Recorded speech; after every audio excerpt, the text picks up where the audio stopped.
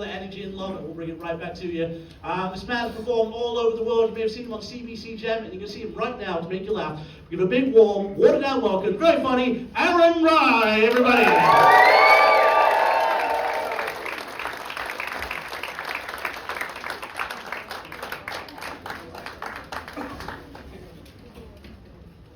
Oh, come on, Waterdown, keep that going! Beautiful theater, thank you so much for having me. Great cause, so I'm super excited to be here. Front row, dangerous. Dangerous, you're right in the splash zone right now. No, don't worry, I'm not doing a lot of crowd work anymore. The last town I went to, I pointed at a guy in the front row, I was like, "Sir, what do you do for a living?" And he looked at me with just absolute fear in his eyes. And in that moment I realized his edible had kicked in. Because he just said, "Ask anyone else."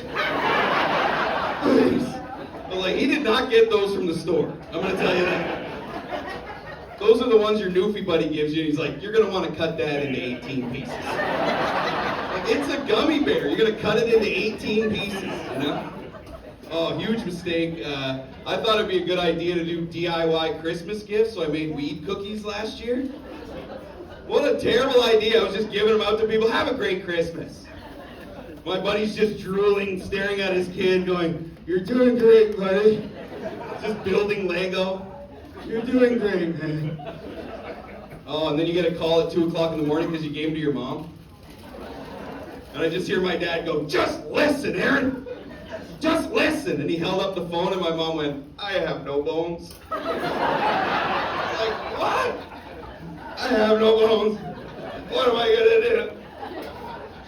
So my dad's like, "What should we do?" I was like, "I don't know." He's like, "She wants to call an ambulance." I was like, "Don't call an ambulance.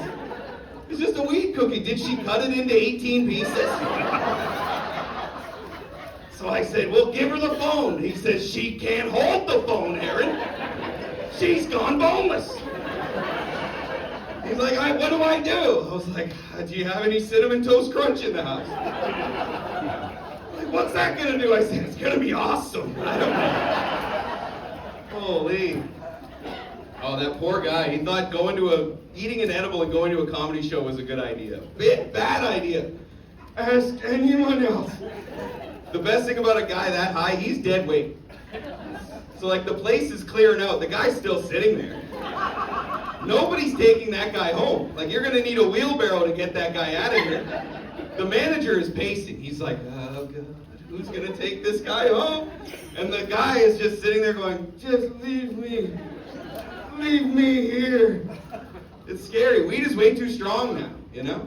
I took my dad to a concert. He's like, I took him to see George Thorogood. I was like, he's reliving his glory years. He's like, "Let's smoke a bit of pot." Smoked a small joint with him. He's in there. He's way too high. I went to the bathroom. All our tickets are on our phones now. So he doesn't know where I went. He's lost. And all I hear while I'm in the bathroom is I heard on the loudspeaker, "If somebody's missing a stone dad, he's at the Lost and Found. Could you come and get your stone dad?" So I'm done with weed and my parents. That's a bad idea. We go to a lot of small towns doing comedy. I love it. But being from Cambridge, Ontario, I always think you should shit on the neighboring town, you know? We have Galt, Preston, and Hespeler. I don't know if you knew, but we hate each other. It's kind of a love-hate. The best was the old guys I used to work with. It's like, "You don't know what it was like, man. It was a war back then." I was like, "A war? Really? What's the worst thing they did?" He's like, "They tried to come and burn down our beer store." I was like, "What did you do?" He's like, "We went and burned down their beer store."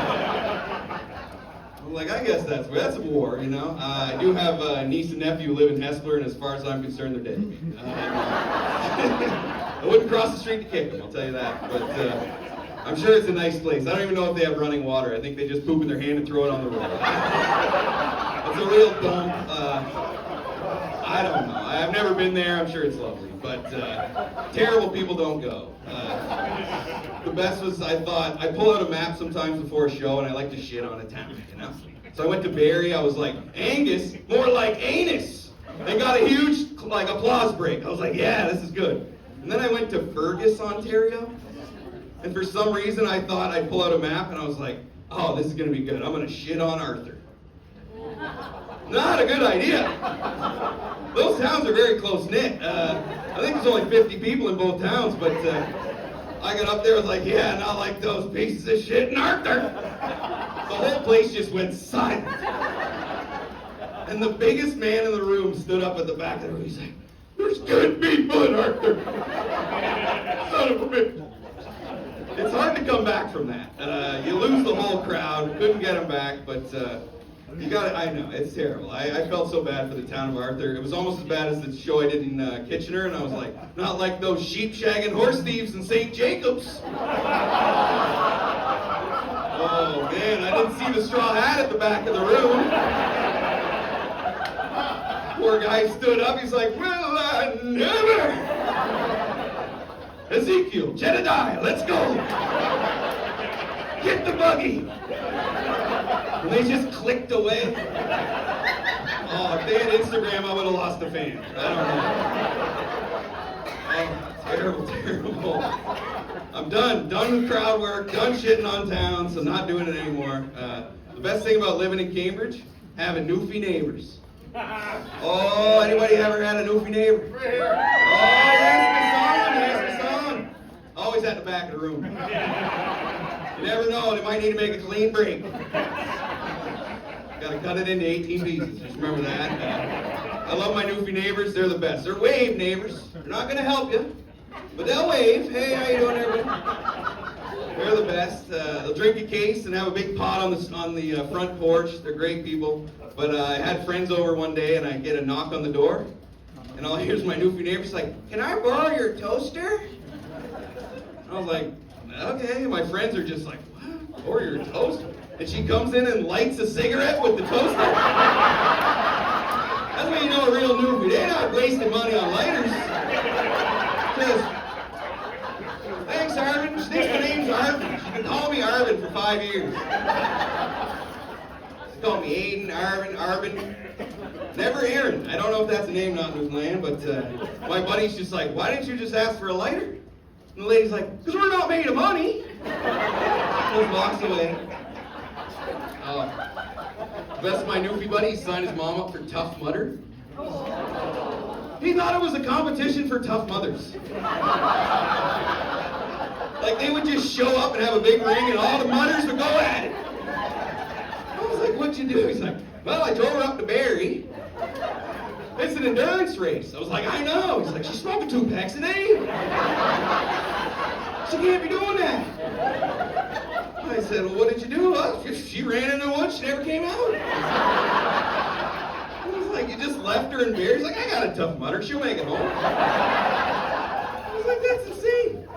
So if you ever see a newfie lady walking on the highway back from Barrie, for God's sakes, pick her up. Bring a toaster. She might need a cigarette. Probably really stressed, but oh man, I did a show in Hamilton recently. Broke the golden rule after the show.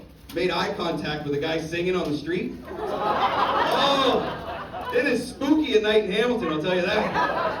When you're walking to your car in the middle of the night and you just see off in the mist, you hear da-da-dee-da-da-da-da. I was like, what is that? Da-da-dee-da-da-da-da. And it's getting louder, and I'm like, okay, all right. I'm like walking a little faster, but the music's getting louder.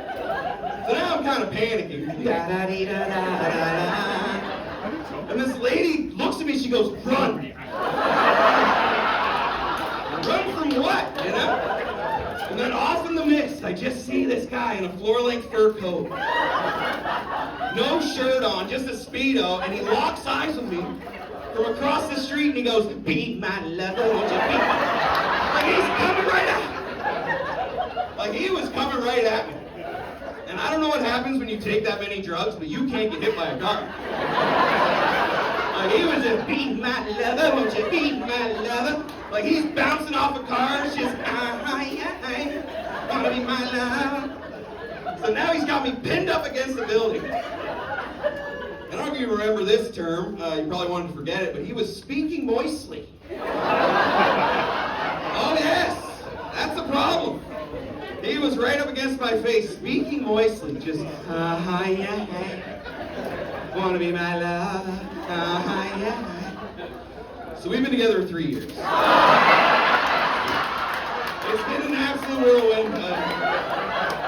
You can clap for love, it's fine. But honestly, I mean, I pay most of the bills, but he's got the voice of an angel, I'll tell you that. I come home, my meal's made, the house is clean, just, do you want to be a private dancer? I'm like, hell yeah, that's my guy right there. So I'm happily married. I hated being single. Being single was tough. I was not a cool single guy. I went on a couple guys' trips, went to Mexico. My buddy's like, bring a lot of condoms. It's all inclusive. I was like, I don't think that's what that means, but I went to Costco anyways.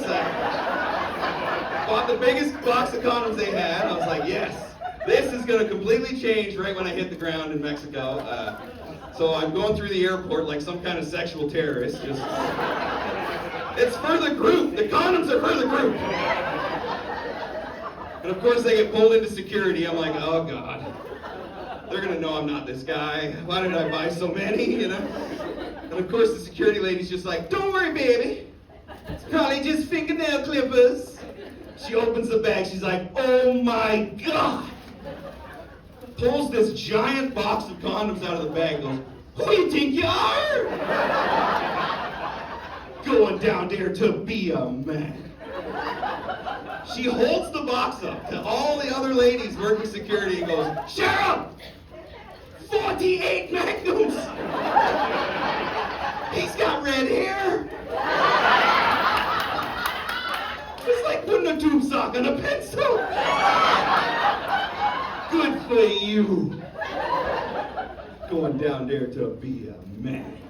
She zips my bag up, she brushed my shoulders off, and she yells, we got a bad man coming! Excuse me, don't let me heard. And she caught me on the way home. She's like, oh, I want to check that boy's bag. He probably had to buy more. She opens my bag. She's like, it's still sealed. You couldn't just throw some away? Oh, Cheryl! We didn't even use one. You know, I'm taking a 15, I better make it a 5-minute break. I'm going to break this boy's back. So, she's been good to me.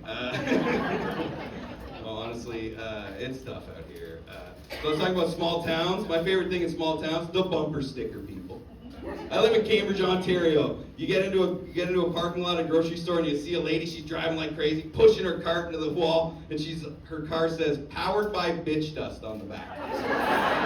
Have you seen these bumper sticker people? I love them. I think it's hilarious. There's a guy on my street. He has a sticker that you would have had to get made. It's so big. And it says, I eat ass on the back of his car. I was like, he has a family. Like, what was this guy thinking? The Jeep people kill me. It's just like, I saw a Jeep, it's like, it's a Jeep. If I wanted a Hummer, I'd call your sister. I was like, oh, God. Like, that guy put that on the back of his car, and he's just like, we're going to hockey practice. This is great. Oh. My favorite was in London, Ontario. I saw a penis-shaped ribbon on the back of a car, and it said boner donor. I'm like, yes, he gets it. Oh, what a bad idea. I don't know who this guy is, but he's just like, yeah, babe, get out here. You gotta see the sticker I put on the car, it's awesome. But the stickers are getting political. The F. Trudeau stuff is gone now, but I saw one in Cambridge. Oh, I don't know if you heard this. They're gonna deport 3 million people, their visas are expiring, and they're all claiming to be homosexuals. You know, I found that out. I saw a bumper sticker in Cambridge that said, prove you're gay or you can't stay. And I was like, oh, that's messed up. I probably should have done that. I just hope it is. Like, the Canadian government's like, okay, you're gay, prove it. Go ahead, we'll wait. And they got a guy who's like, go ahead, prove it, go ahead. I'm waiting, do it. We wouldn't do that. Canada wouldn't do that. Oh, well. Oh, God. But, yeah, I am a happily married man. I don't know for any of the guys here, when you move in with your wife or your significant other, they look at all of your cool stuff and just say, no. All right? Just none of it. She doesn't want any of my stuff. You know what she said, though, because she's a sweetheart? She's like, look at all this good garage stuff. Oh, my. Inflatable Stanley Cup. Hello, garage. I had 7 Scarface posters. We're going to the garage. But now I look around my house, it's a HomeSense. Why do they love these pictures with writing on them? In my house right now, there's one in the bathroom. It says, "Life is better in flip-flops." Not in Canada. Like, why do we have this? There's one covered in glitter. It says, "Never miss your chance to sparkle." These are real. These are in my house right now. One says, "Be your own kind of beautiful." Okay. You know how hard it is to have guys over? Be your own kind of beautiful. Wow. You've changed. You've really changed. My favorite is the one that says, "Eat in the kitchen." We know. Okay? When her family comes over for dinner, so I move that one to the bathroom. They come out, they're like, we're leaving. It's time to go. But I'm not allowed to walk into the house and look at a poster of Tony Montana sitting in front of a mountain of cocaine that says, "Make way for the bad guy." That's how I get motivated. What is going on? I do love being married. It's so funny, my wife has she talks in her sleep. Anybody else got one of these? Oh, isn't that the best? I don't know, she doesn't fart in front of me while she's awake. But when she falls asleep, it's like she's a snoring, farting night terror machine. When she'll wake up, she's like, "Oh, I just slept so well." I'm just like, what? The other night she was like, Aaron. And I woke up in the middle of the night, I was like, who the fuck is Darren? I'm like, oh, she's saying my name. Nice. Okay, cool. But yeah, I have cool dreams. Like, one of my dreams, happy dreams, a kangaroo hops up to me. He's like, "Get in my pouch." I'm like, "Okay, come on, Kangy, let's go." And he hops down the street, and I go, "Whee!" My wife is talking in her sleep going, "Don't eat my face. Don't eat my face." I'm like, what is going on in there? Night terrors, I don't know. Oh, we just had a baby. That was very exciting. Don't boo me. I'm 41 years old. I don't know what I was thinking. That was a bad idea. Oh, God. I missed when we were expecting. I was parking in the expecting mothers spots. Coming up with 4 frozen pizzas and 6 beers. It's like, we're all expecting, okay? She drinks Keats. Yes, she drinks Keats.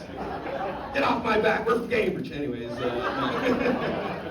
that's so bad. But, no, I love the baby. I thought it's not a good idea to have a baby when you have to do this noise to do anything. You go, okay. I'm of the age, if something's on a really high shelf, I'm going to come back later, I like kind of gauge it. I'm like, it's not worth it. I don't know. But if I do need to get it, I'm going to go, okay. Because that's how hard it is. All right, so I always loved, when I'm traveling, kids with accents. Has anyone ever seen a Scottish child? It's equally as adorable as it is terrifying.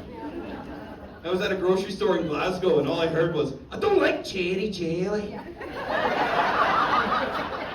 I want blue jelly." I was like, what is that magical noise?